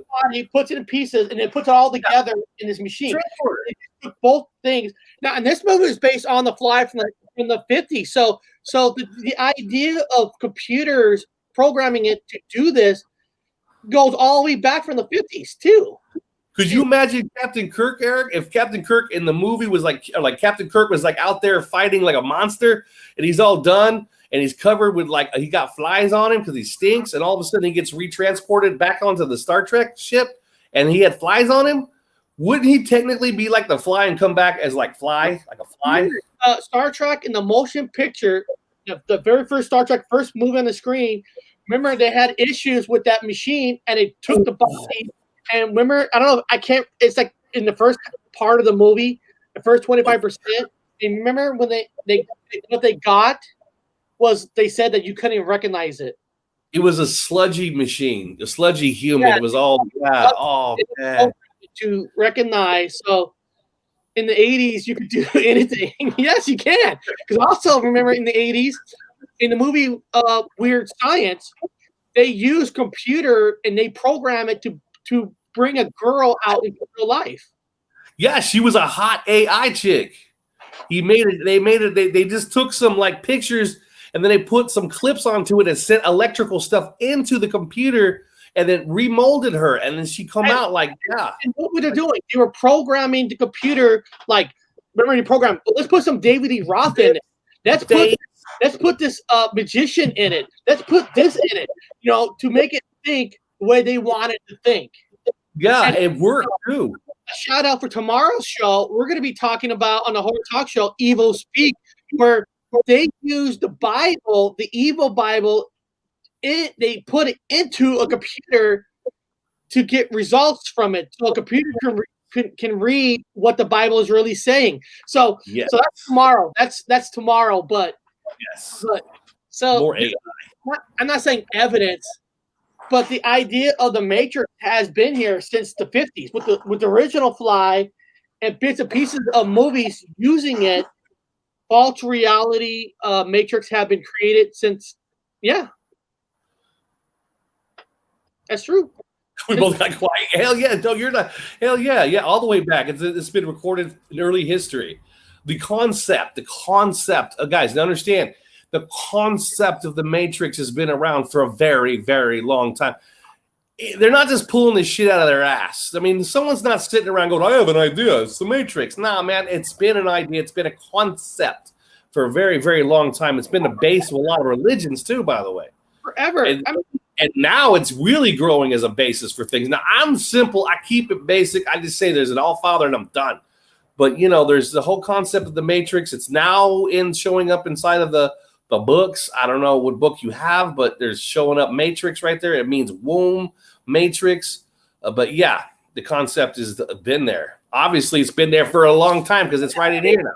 I mean, we talked about it. You know, in the 70s, they made a show called Battlestar Galactica where man in space made machines, and the machines programmed themselves to think. They created their own artificial intelligence.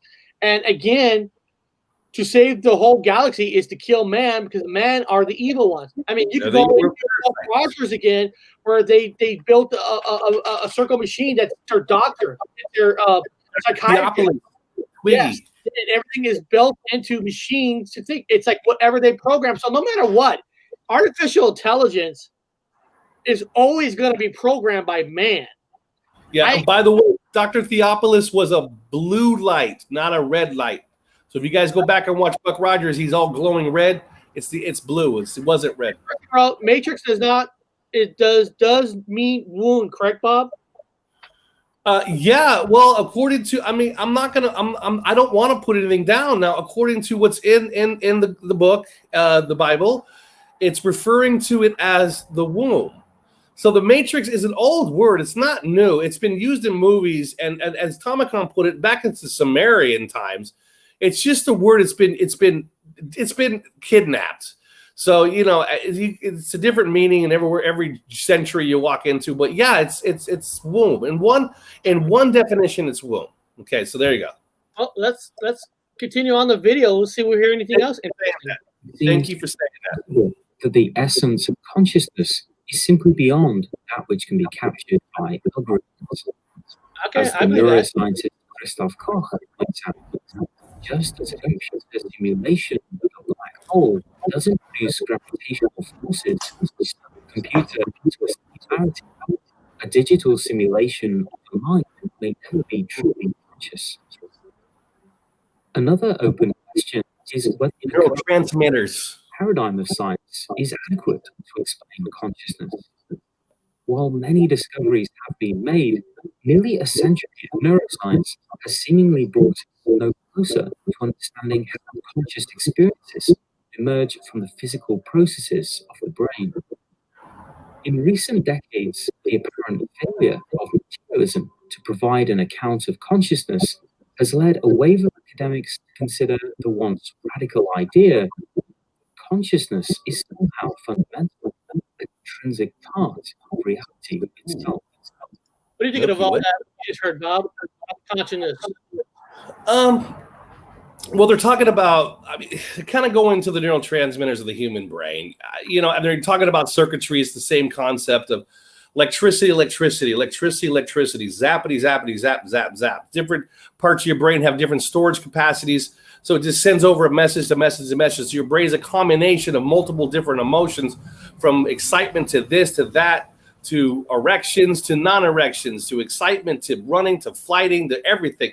All one big consciousness. So your neurotransmitter. So it's talking about the neural circuitry. It's just like in a computer. However, in humans, it's not so good as a computer because a lot of people are on narcotics and painkillers. And so your neurotransmitters are glazed over with nasties. So they're not even connecting.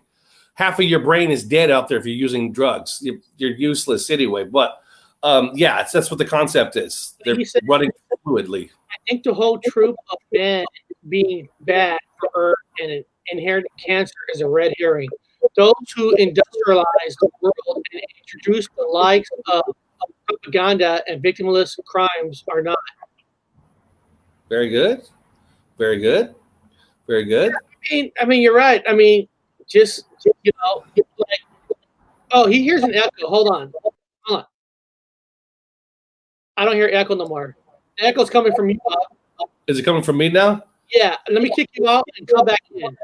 No problem. You can start the movie and I'll just come back in. Okay. Thanks, Tomicon. I kind of heard that too. I kind of heard that echo too. So let me put this back in for Bob and all that. Yeah, I mean, it's very interesting about, like Bob was talking about, because look at myself. Okay. My mom actually, when I was a baby, and this is no lie. This is a true story, that she crashed the car, and I actually, are you there? Oh yeah, can you hear me now? Yeah, I don't hear an echo. Okay, I was telling people that, even as a kid, when my mom crashed the car, I flew out of the car and I hit my head. So in some ways, I've already kind of pre-damaged. I'm not saying I'm damaged, but an impact like that, it had to, where not everything is going to be sparkling like you're saying, but the bumps and bruises you get hitting your head, getting in car accidents, getting, playing in the ground, playing football and stuff, that you're never going to be 100% through your whole life. It's almost next to impossible. Well, you got to miss out on the good stuff, like all the fighting and all the yelling and the cursing and the swearing, because you were deaf for a while. You actually got, by being deaf, dude, you've actually become a good person. It's kind of sad to say that. You didn't hear all that nasty shit, until much later in life, So. Example, Interview with a Vampire never changed its title. It's still, vampire. People are lying. Thank you for, well, like I said, it's whatever you believe. It's, if you think it's Interview with a Vampire, then, or whatever the other people are saying, so be it. Yeah, very good. You're a smart person. You should go lick something salty. Anyway, Eric, keep going. Let's get this going. This is a minority position, and yet fundamental views of consciousness have found their way into today's leading theories of what consciousness is, and gained the respect of world-renowned academics, including Christoph Koch, Giulio Tononi, Roger Penrose, Rebecca Goldstein, David Chalmers, Donald Hoffman, David Pearce, and many others. Now, Bob, have you heard of any of these people even in the first place? Nah, I went to university, never heard of. I think that one guy's in the middle. His name is Koch. Was it Koch? You got a Steen in there. You got a couple of Steen. I don't know. A couple of Jewish people. No offense to the Jews out there. A couple of swanker wankers. Who fucking knows, man? They're idiots. Well, like I said, I'm not saying people are real or not real, but it's kind of like the residue kind of a talk. Like, well, who has the right to say this is going to be correct, this is not? So all because these people, they're saying that you should automatically believe this because these people support it. No, you should do your own research on anything. It's up to you what you want to believe. Don't, all because they're showing these people on the screen doesn't mean it's automatically correct. Well, let me explain this to you guys really clear. If any of you guys ever went to a university, there's a thing called tenure. And in order for you to get tenure, you've got to have an ongoing thesis. It has to keep going. In other words, you've got to keep providing to make the university that gave you tenure look good. So it doesn't matter if it's incorrect. It doesn't matter if the math doesn't add up. You've got a lifetime tenure at a university to keep doing it. So their job is to produce and produce. And it doesn't mean it's good. It doesn't mean it's all shit anyway. So all of these guys are most likely tenure at some university. They got a free fucking ride for the rest of their life, free medical, everything's covered. They even get a house on the campus that's covered. Everything's covered. They're tenure. So when you got a professor at the universities that's a tenure professor that's also doing quantum physics, you're going to guarantee you're going to have bullshit. That's what they produce. It's like Ghostbusters when Vinkman, all those guys were trying to get tenure so they could just continue doing whatever they want forever until they die at the university. You can't be fired once you get tenure. So you could produce, and all you do is produce bullshit. It's easy that way. That's what life is. Let's hear more. Yeah. Consciousness is more than computation, or even somehow fundamental. We nonetheless cannot rule out that an artificial intelligence will one day acquire it. There is, after all, no rule to say that created intelligences of the future will have a computational basis, or that its creators will be limited by materialist assumptions. One way or another, we have consciousness. Whatever that means, whatever our ontological convictions, we must at least... Whoa. Hey, I thought everybody's supposed to be a certain feet away. Well, okay, never mind. I'll continue. They're not practicing good practices here, but that's another part. The mysterious mind-body problem will one day be solved, perhaps even by an AI, and that once discovered, it will... Well, saying, AI will solve it. Now, that of course that could be true, because when you keep programming something to solve problems for you at a faster speed, well, yeah, computers solve problems because you put in information, and what a computer does that we can't do is it speeds up the process to find, like if you do a math problem, I don't know, 286 times 454 2. You and I would have to write that down and go through. A computer takes that information and gives it to you almost in real time. So I mean, that's not a far stretch saying one day AI will find solutions. Well, yeah, that's why you program a computer. I use this computer to be able to do this show, to get everybody together, faster. Well, it's the idea. Also, people got to remember there's a concept of human beings that pull information from the ether. Okay. Now, I know that's kind of a poo-poo kind of a thing to say, but I can read cursive. yeah. People have the ability to pull things from the ether. The ether is not like what an AI can do. AI can only do what it can do within its fucking boundaries of its little space. So it can't just pull things from the ether. In other words, it can't stub its fucking toe and then all of a sudden have a revelation about, hey, I have an idea with my stubbed toe. We can, the accidents happen. Life happens. It gives you the ideas. Somebody beats you up, and then you come up with an idea of a martial art to protect yourself. Then you train others to protect themselves.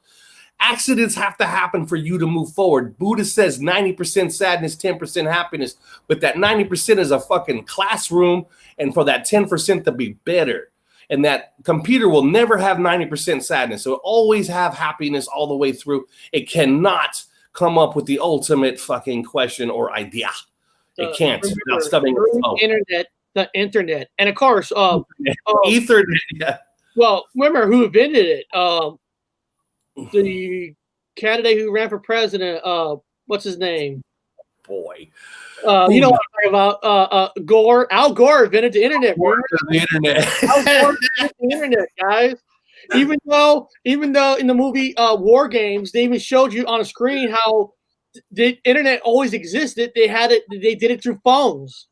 But Al Gore invented the internet, guys. He invented it. Yeah, he did. Yeah, he did. Computer 666. Correct the mundo. The locals here really don't comprehend quantum physics and multi-dimensionality, but they seem to be very militant about reinforcing their local narrative. Correct. Yeah, I can argue with that. That's actually 100% true. That's the problem I have with a lot of the whatevers. I don't know. They're good people. I'm not going to put anybody down here. I've met nothing. A lot of my friends are local, and they're damn good people. I trust them more because they are subject to whatever this is, and not just free radicals that are just screaming at everything and fucking, it's a change. Let's fight about it. No, man. I like the locals. Yeah, let's hear. It will be possible to recreate these conditions.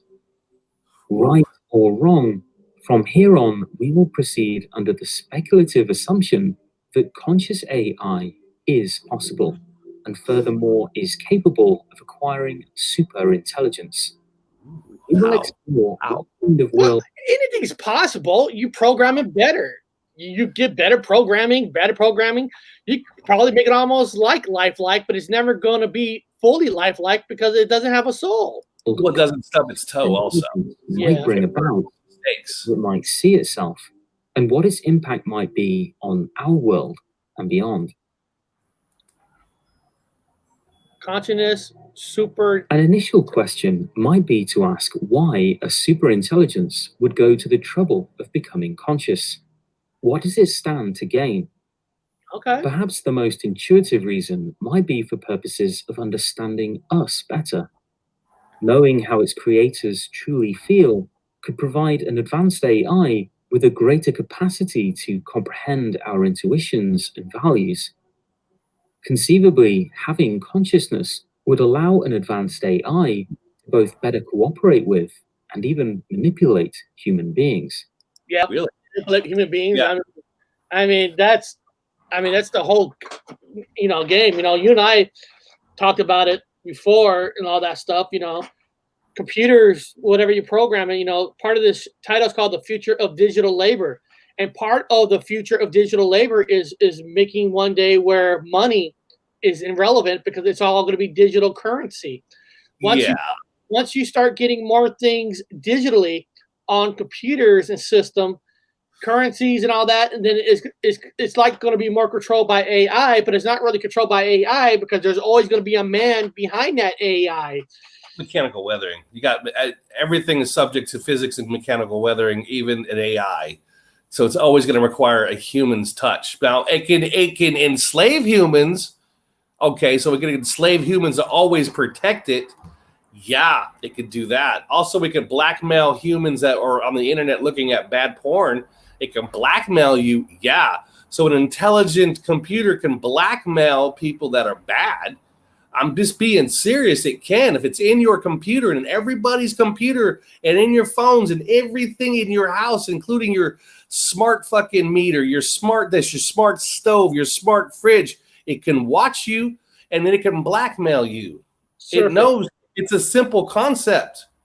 It's simple. They know what is the law. It follows the law. And if you broke it, it can blackmail you to keep it preserved.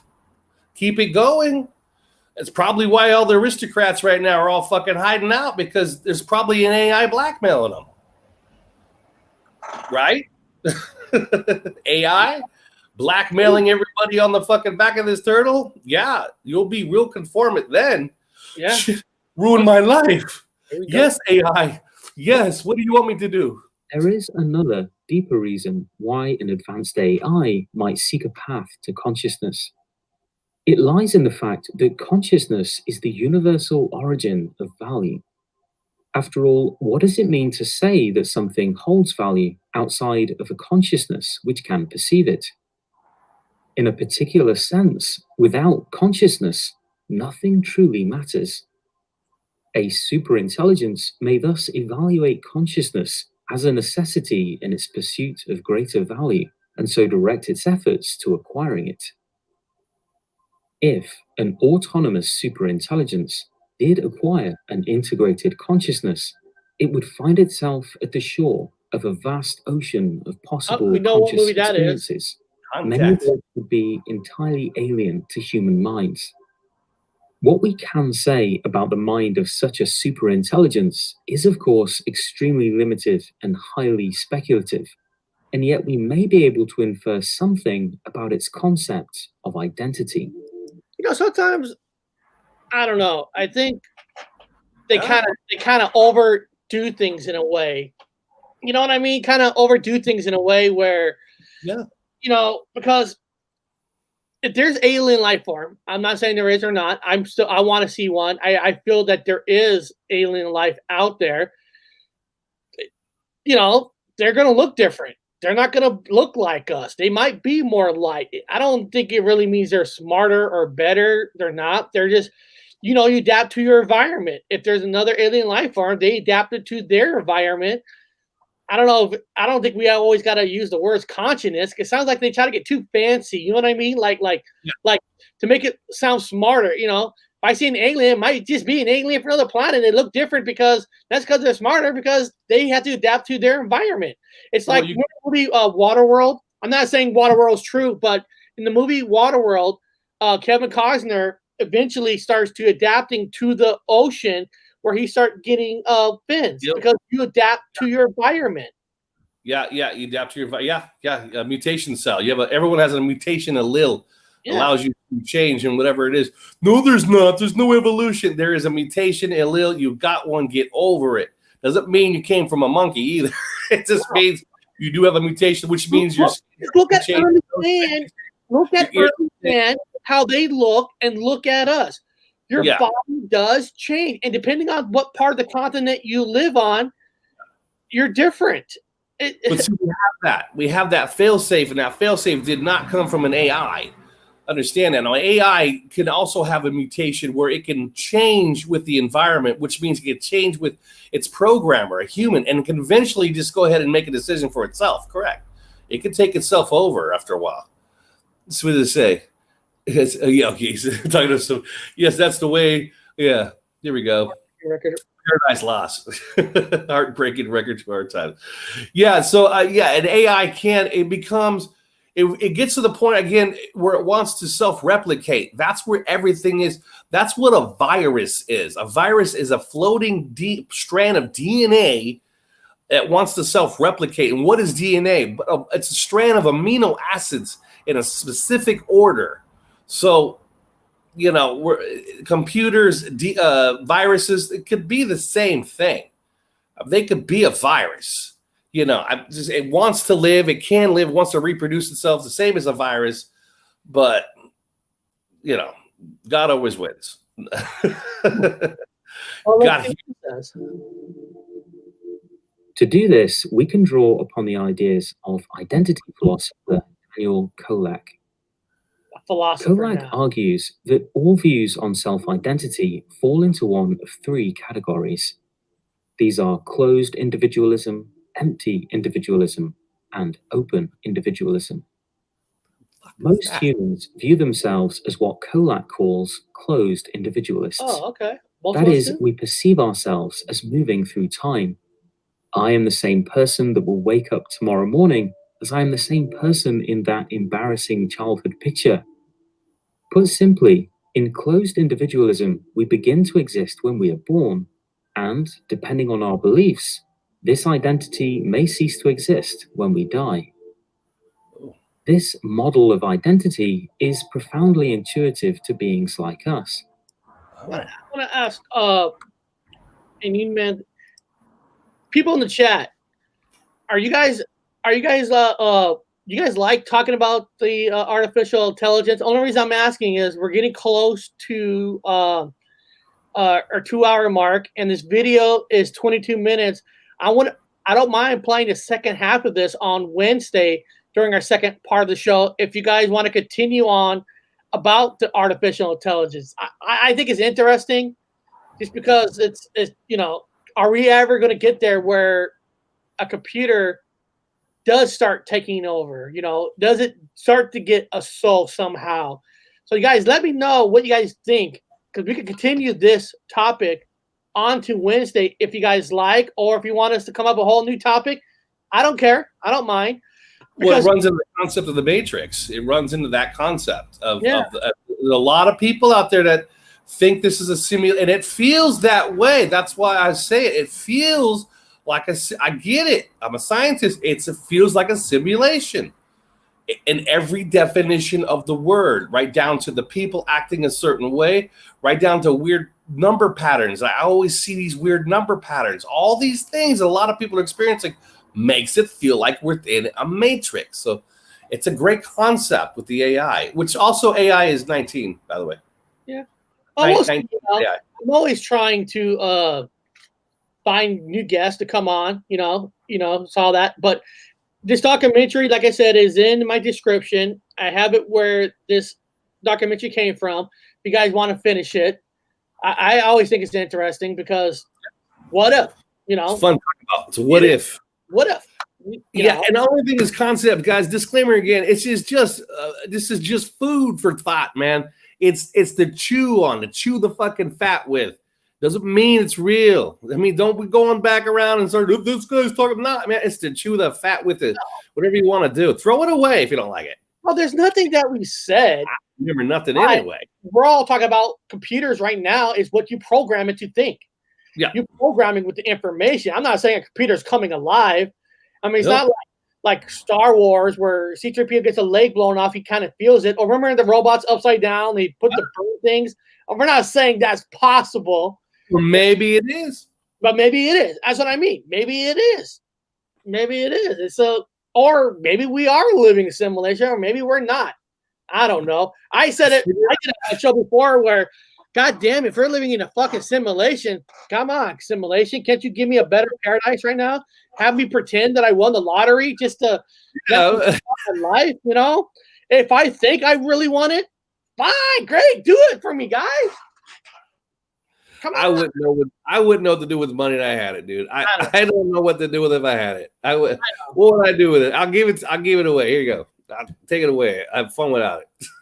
But you know, the movie we're talking about tomorrow for Horror Talk, Evil Speak, there's a lot of Matrix in that movie. There is. I'm not gonna break it down now, but if you guys type in the movie Evil Speak on YouTube, there is a free copy to watch on YouTube. Yeah. So if you've never seen the movie, watch it all and look at the graphics on that computer when the Matrix starting to work on it, because that graphics in that 1981 movie has better graphics than some movies that came out in 83, 86 and stuff. So it's kind of interesting. So, and it's got some truth drops for some of you people that know. Oh, those yeah. of you that the show that know about other things. And it stars Clint Howard, who's always in the shadow of his brother Ron Howard. Yes. Clint, Yes. and if you guys don't notice that every single movie that Ron Howard does, he always puts a scene with Clint Howard in it. Even when Ron Howard took over Star Wars Solo, there's a scene that Clint Howard is in. I want a T-shirt with his face on it. He's one of my favorite all-time actors because he's a B actor that nobody knows about. There it is. There's a link right there. That's the link where you watch that movie for free. Because, dude, this movie, I'm telling you, this movie has a lot of Matrix. But the difference with this Matrix movie is they use a lot of religion within the Matrix. Yes, tooth drops, guys. Which is cool. Fun homework, movie homework. It's easy. So, guys, we're gonna end this show today. I appreciate it. We're past 200 episodes, and I feel that the people that I saw today, besides one idiot, and I think this idiot was sent there from another channel on purpose, but I don't care about that. Right. I don't care about high school games. So, guys, beyond that, we'll see you tomorrow. See ya.